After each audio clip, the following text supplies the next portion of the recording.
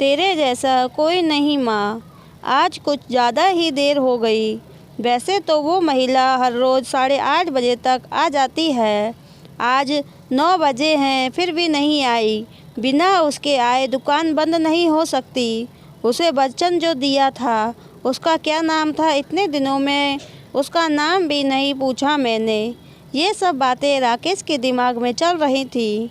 कुछ दिनों पहले ही तो उसने ये दायरा शुरू किया था। उसकी ये दुकान ज़्यादा बड़ी नहीं थी, जिसमें वो दूध और बाकी दूध के उत्पाद रखता था।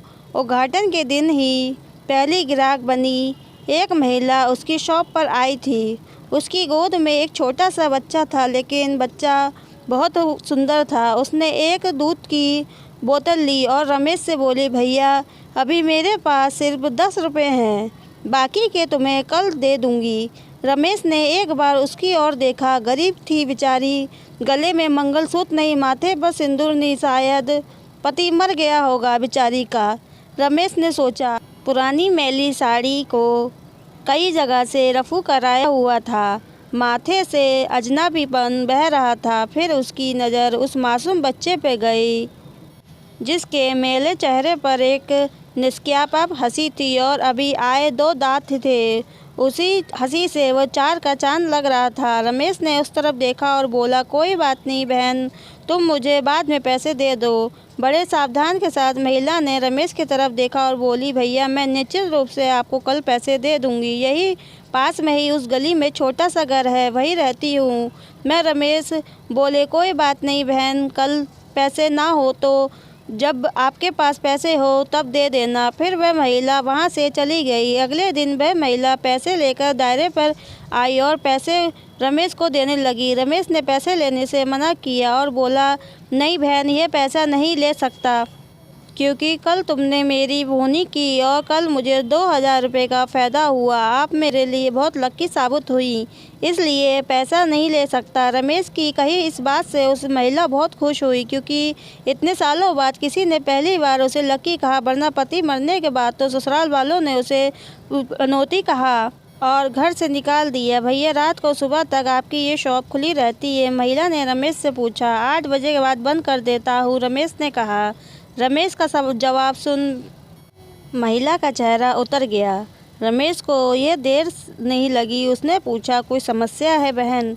अपना बच्चा और अपना पेट पालने के लिए मैं 2 घरों में झाड़ू पोछा का काम करती हूँ। यह सब काम करके रात को 8:30 बजे घर लौट आती हूँ। तब तक यहाँ के सभी दुकान बंद हो जाती है और मैं अपने बच्चे को बहला फुसलाकर सुलाकर उसे आसपास कहते हुए आती हूँ। महिला की बातें सुनकर रमेश को बहुत बुरा लगा।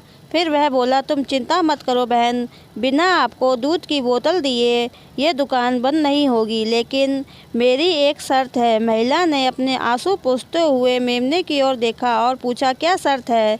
रमेश बोला, तुम मुझे दूध के पैसे नहीं दोगी। यह सूरज उस महिला की आंखों फिर से छलक आया, लेकिन इस बार आंसू दुख के नहीं, खुशी के थे। उसे ऐसा लग रहा था जैसे इंसान के रूप में भगवान उसकी मदद करने के लिए चले गए।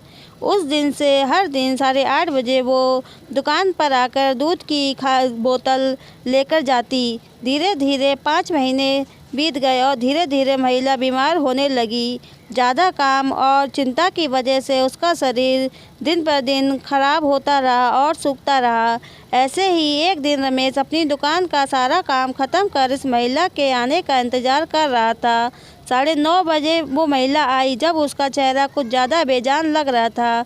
बीमारी के कारण आँखों में कुछ नज़र नहीं आ रहा था। रमेश ने तुरंत खुलाकर दूध की बोतल उसे दी और बोला कि बहन, कुछ ज़्यादा ही आपने आज देर कर दी। वो महिला कुछ और सुन पाती, इससे पहले वो दूध की बोतल लेकर जा चुकी थी। उसने आज सोचा ज़्यादा देर हो गई, इसलिए वो जल्दी चला गया होगा। बच्चा रोता होगा भूख से। रमेश दुकान बंद कर घर चला गया। अगले दिन ठीक 8 बजे वो महिला शॉप पर आई और बिन शॉप के कुछ कह गई। हमेशा की तरह उसे दूध की बोतल चाहिए थी।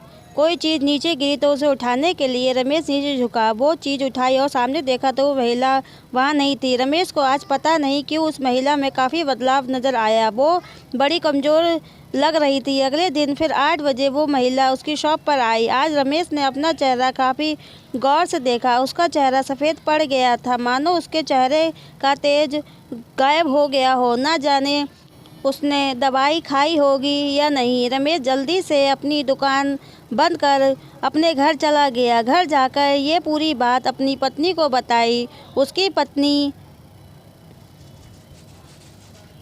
भी उसके जैसे स्वभाव की थी। उसे भी उस महिला की हालत पर दुख हुआ। वो रमेश से बोली, ऐसा करती है, कल उस महिला के घर पर काम चल रहा है और उसे कोई अच्छा डॉक्टर दिखाई देता है।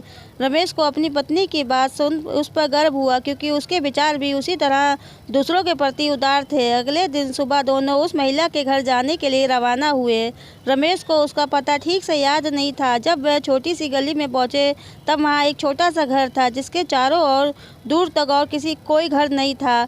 जैसे वे घर की तरफ बढ़ रहे थे, वहां एक बदबू तेज हो रही थी। दोनों उस घर तक पहुंचे और दरवाज़ा खटखटाया ही था कि वो खुल गया और वो बदबूदार रूप से बढ़ गया। फिर भी दोनों अपनी नाक पर बंद करके अंधेरे का मकान में घुसे, जहां बच्चे के खेलने की आवाज़ आ रही थी। रमेश ने किसी तरह स्विच ढूंढकर घर की लाइट जलाई और सामने जो दृश्य देखा, दोनों ने देखा, वह देखकर दोनों की आंखें फटी की फटी रह गईं। उस कमरे में उस मासूम बच्चे की माँ की मिट्टी हो रखी थी। उसे देख कर लग रहा था कि वह 3-4 दिन पहले ही अपना शरीर छोड़ चुकी है, क्योंकि धीरे धीरे उसका शरीर सड़ा हुआ लग रहा था, निर्जीव गिर गया था कि शरीर की आंखें देखकर लग रही थी जैसे रो रो कर सूख गई हो। निर्जीव हुए भी उस महिला की दोनों आंखें अपने बेटे को ही देख रही थी। उसका बच्चा भी अपनी माँ की आंखों में देखकर खेल रहा था, जैसे उसे लग रहा हो कि माँ उसके साथ खेल रही है और उसका पूरा ध्यान उसी पर है।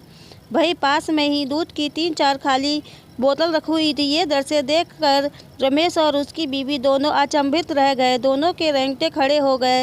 रमेश को अभी भी विश्वास नहीं हो रहा था कि एक मरी हुई माँ अपने बच्चे के लिए उसके पास से दूध लेकर आई है। रमेश ने और उसकी बीवी ने उस महिला का विधिवत अंतिम संस्कार किया और उस बच्चे को रमेश ने अपनी बीवी के हाथों में रख लिया। उसने भी उस बच्चे को बड़े प्यार से लिया और दोनों ने उस बच्चे को गोद ले लिया। रमेश को अपनी ज़िंदगी का पूरा ख्याल है कि उस बच्चे की माँ अभी भी उसके साथ है और उस पर नज़र रखे हुए थे। दोस्तों, कैसी लगी आपको ये कहानी, हमें कमेंट करके ज़रूर बताएं। कमेंट में माँ लिखकर ज़रूर भेजें और चैनल को सब्सक्राइब करें, वीडियो को लाइक ज़रूर करें। देखने के लिए आपका बहुत बहुत धन्यवाद।